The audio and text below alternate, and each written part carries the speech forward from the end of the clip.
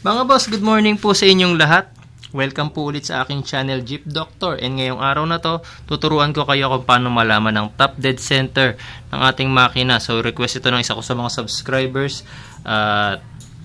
Based on my experience, kailangan matutunan nyo rin kung paano malaman ang top dead center ng ating makina. So in this video guys, malalaman nyo kung ano yung top dead center, kung saan ito ginagamit, at saka kung ano yung mga bagay na ginagawa sa sasakyan na kailangan top dead center ang ating makina. So please guys, continue watching this video for this tutorial.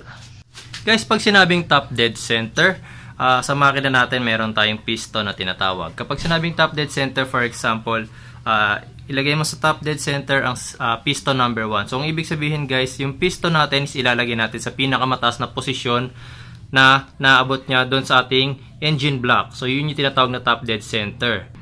Kasi di ba guys, sa ating makina, ang movement ng ating piston is up and down. So merong bottom dead center, yung pinakamababang level na naabot niya doon sa ating engine block. Tapos yung top dead center naman is yung pinakamataas na level na naabot niya sa ating engine block. So yun yung tinatawag natin na top dead center. So bawat piston, kung ilan man ang piston ng ating makina, tulad nito, this is a 4-cylinder engine. So ibig sabihin, 4 na piston din yan, 4 din ang top dead center niya. Top dead center for number 1 piston, number 2, number 3, and number 4 piston. Pero meron tayo tinatawag na guys na running mate. Tulad nito guys, 4-cylinder engine, ang running mate natin dyan is piston number 1 and then yung piston number 4. So kapag naka top dead center ang piston number 1, also, ang piston number 4 natin is naka-top dead center din. So, yung number 3 and number 2 naman na piston natin, sila naman ang running mate. Kaya, once na naka-top dead center, either yung number 2 or yung number 3 piston, pareho na silang naka-top dead center din nun. So, may mga engine works na ginagamitan. Kailangan na naka-top dead center ang ating makina.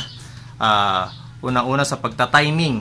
Pagta-timing ng ating mga ating ignition timing. Okay? Tapos next thing doon guys is yung pag-tune up ng ating makina. Although may mga makina na hindi niya sinu-tune up o yung sineset yung valve clearance, pero sa ganitong klase ng makina, so nag-tune up pa tayo dyan, sineset pa natin ng ginagawa nating maintenance yung kanyang tinatawag na valve clearance setting. So kailangan naka-top dead center din yung mga piston na gagalawin natin yung valve clearance. And then, isa pa is yung pagpapalit din ng timing belt, of course. Kailangan naka-top dead center din yung ating makina. And then, yung piston natin, tapos naka-align yung mga timing marks. So, maraming works, trabaho na ginagawa yan. Pati yung pagbubunot ng distributor, guys. May mga tutorial ako niyan. So, every time na magbubunot ako ng distributor, I always tell you guys na i-top dead center ninyo yung piston number 1 ninyo para alam nyo kung paano ibabalik ng tama yung ating distributor. So, start na tayo guys with our tutorial. Pero, i-share ko lang muna sa inyo ang mga kadalasang problema na bakit kailangan mahanap natin ng tama ang top dead center ng ating makina. Okay guys, this is the pulley. Crankshaft pulley ang tawag dito.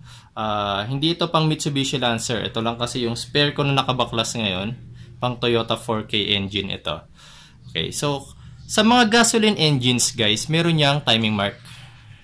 Dito sa pulley, kung mapapansin nyo itong notch na to or yung gutla na yan.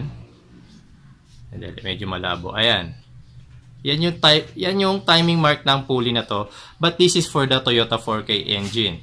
Okay guys, so ang pulley na to can fit Toyota 3K, 4K, 5K, and 7K. The problem is ang alignment ng timing mark na to is hindi natatama dun, especially sa 5K and 7K engines. Kasi iba naman yung posisyon ng timing mark sa kanilang valve, timing belt cover or timing chain cover rather. Kasi timing chain pa ang mga K-series engine. So kapag although magagamit man ang pulley na to, tulad na sabi ko, fitted naman to sa kanila.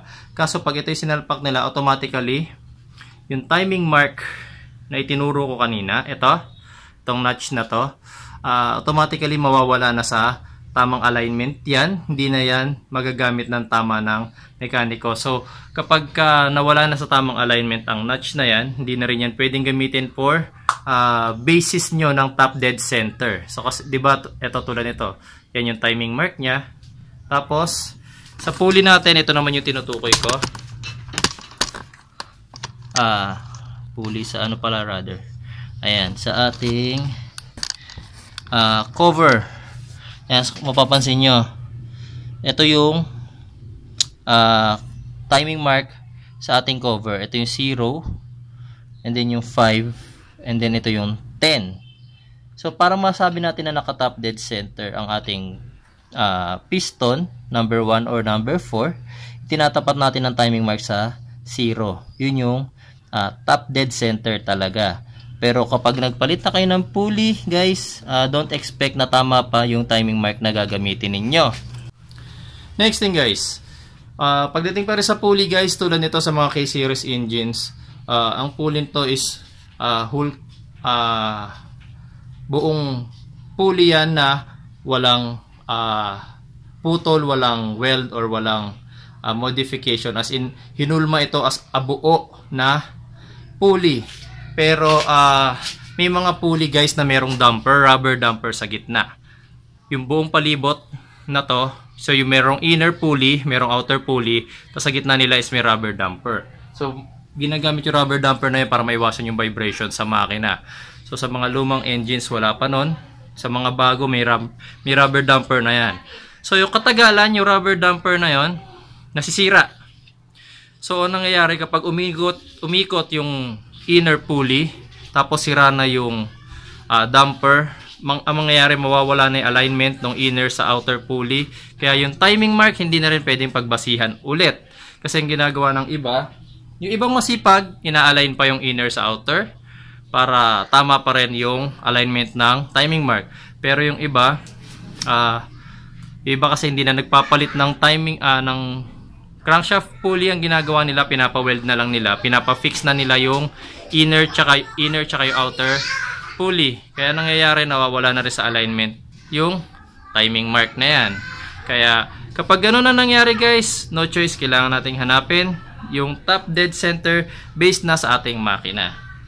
So paano ba gagawin natin dyan, guys? Kailangan ba nating magbukas ng makina para lang mahanap yung top dead center? Well, guys, meron ako isang solusyon para magawa nyo yung bagay na yun without opening yung ating engine.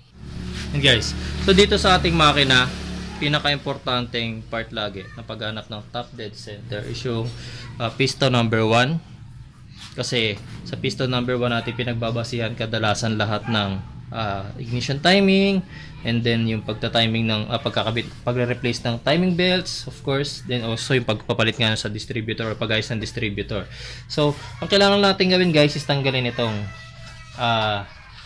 spark plug wire o high tension wire sa cylinder number 1. Ayan. And then, guys, payo ko nga pala, pag gagawin nyo to, kailangan malamig yung makina, guys, ha. Huwag nyo tatanggalin ng mga spark plug na mainit ang ating mga makina. Yung spark plug wrench, tatanggalin na natin ngayon yung ating spark plug.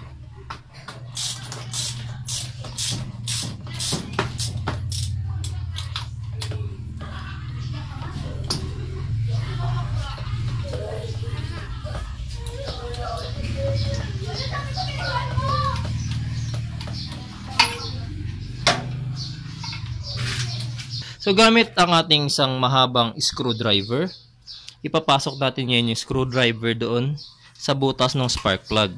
Ayan, so medyo nalaglag siya ng buo. Pero hindi naman lapasok ng husto yung screwdriver na yan kasi mataba itong part na to. Kaya hindi yan papasok ng husto sa loob ng makina ninyo. Okay? Tapos, pipihitin ko ngayon yung aking crankshaft. Then titignan ko ngayon itong aking screwdriver habang tumataas ngayon yung piston. Tatama kasi yung piston sa screwdriver. Tapos habang tumataas yung piston, habang siya tinatamaan, tumataas din ang screwdriver na to. Pataas ng pataas yan, paunti-unti. So, yun yung kakailanganin nating malaman. Kung hanggang saan yung pinakamataas na position na maaabot ng screwdriver na to, ibig sabihin yun yung top dead center natin.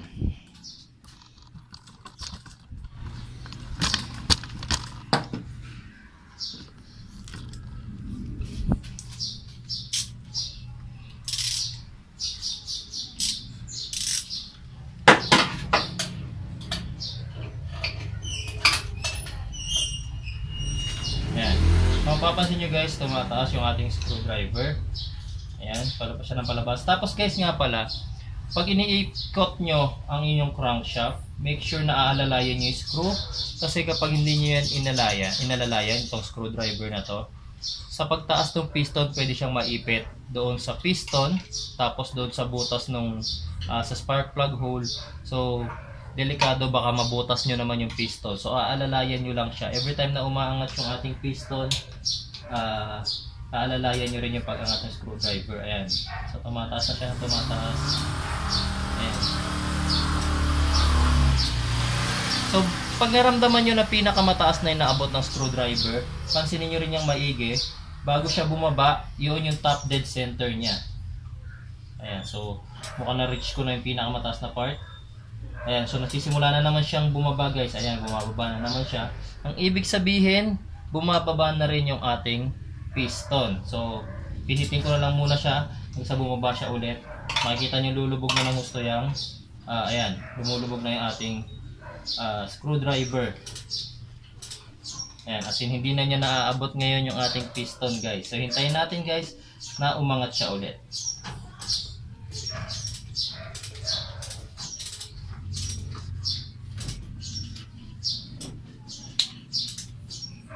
Ayan, medyo natatamaan na siya ng piston. Tinutulak na siya.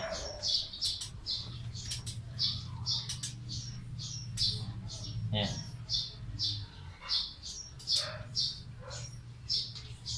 Ayan. So, na-reach ko na ngayon guys. Ito, tinatamaan na ng screwdriver ko yung piston. Yan yung top dead center ng piston natin. And then, kung titignan natin yung ating timing mark.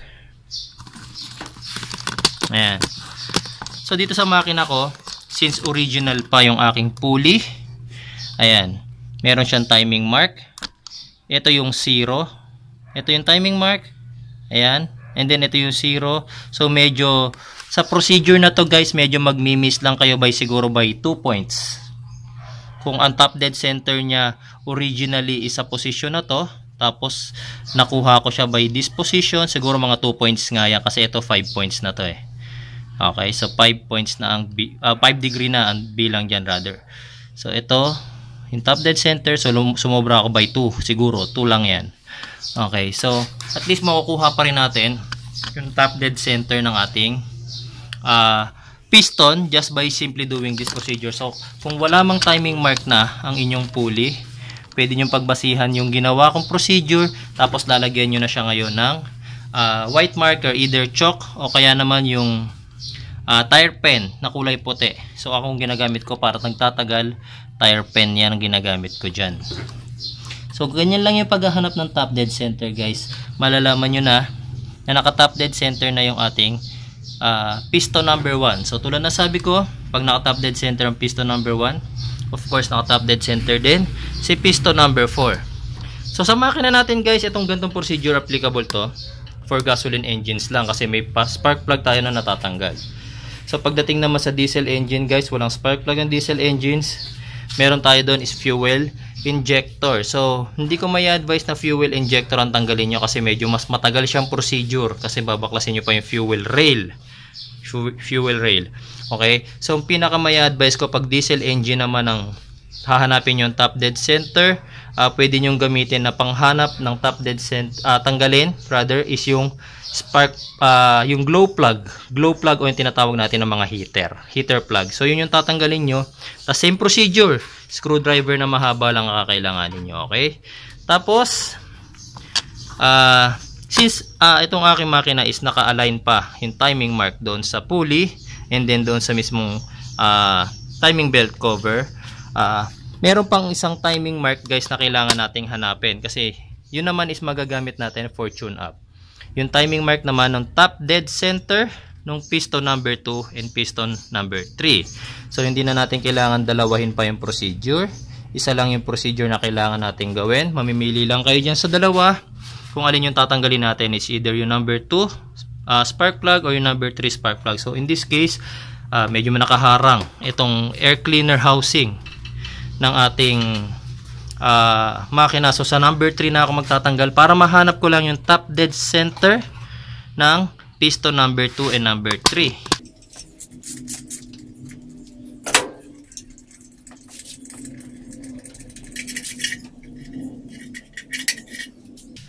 Natanggal ko na guys yung spark plug do sa aking spark plug hole number 3. So same procedure. Kasi sa mga makina natin guys, doon nga pala sa ating mga makina, yung pulley natin ang nilalagyan lang ng timing mark ng mga manufacturer is yung top dead center ng piston number 1 and number 4. So bibihira yung naglalagay ng top dead center for the piston number 2 and 3. So tayo, manually natin siyang ilalagyan. Ang purpose naman nun guys, kasi nga tulad niya kapag mag-tune up tayo ng makina, mag-tune up tayo ng valves, so kailangan naka-top dead center yung piston number 2 and then yung piston number 3. So para mahanap natin yung top dead center, same procedure, papasok natin yung screwdriver sa loob and then pipihitin natin ulit yung ating crankshaft.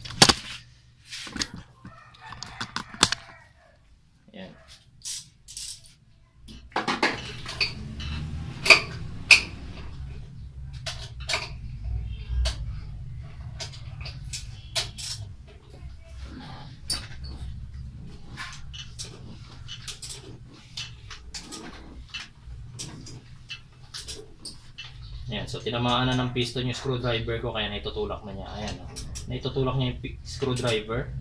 Ayan, so huwag nyo lang hayaang maipit yan guys ha. Ayan. Ayan. Ayan. Ayan, so mukhang na-reach na niya yung top dead center ng piston number 3. Ayan. Tapos pansinin nyo rito dito sa aking pulley. Ayan. Yun yung sinasabi ko sa inyo. Kapag naka-top dead center ang piston number 2 and number 3, wala kayong makikitang timing mark sa ating pulley. Ayan. Kahit yung notch o yung gatla na tinatawag, wala kayong makikita. So, ang ginagawa ko, nilalagyan ko na lang yan ng white mark. Ito yung white marker na ginagamit ko. Tire pen ito. Ayan. So, permanent marker na rin yan. Kulay white. Para lagi ko nakikita ang marker na yan. Tapos, lalagyan ko na ngayon ng marking yung top dead center nung number 3, number 2 and number 3.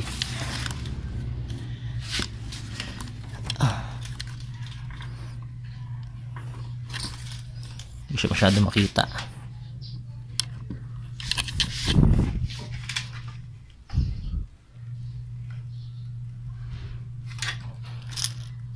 Ayan, makikita nyo yung white mark na nilagay ko.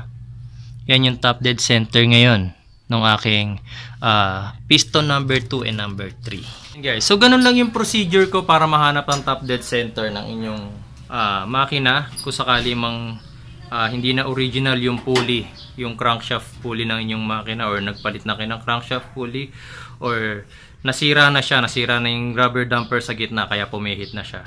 So sa experience ko sa pag-ayos ng sasakyan, siguro naka-anim na rin ako na sasakyan na wala na sa tamang alignment yung crankshaft pulley, yung timing mark nila. Kaya ang ginagawa ko pag wala sa tamang alignment, ayan, yung ganyang procedure. So napaka-simple guys. Kaya hindi nyo na kailangan baklasin pa yung makina para makalaman nyo kung nakataas na yung piston, okay, di ba? So simpleng procedure, although hindi siya ganun ka-accurate, pero yung accuracy naman niya guys, siguro mga 2 degrees lang ang difference kapag ginawa nyo siya manually, yung gamit yung screwdriver na yon. So I hope guys meron kayo natutunan na napulot na aral ngayong araw na ito, and please continue supporting my channel guys, and kita-kita po tayo sa susunod ko pong video. Maraming salamat po.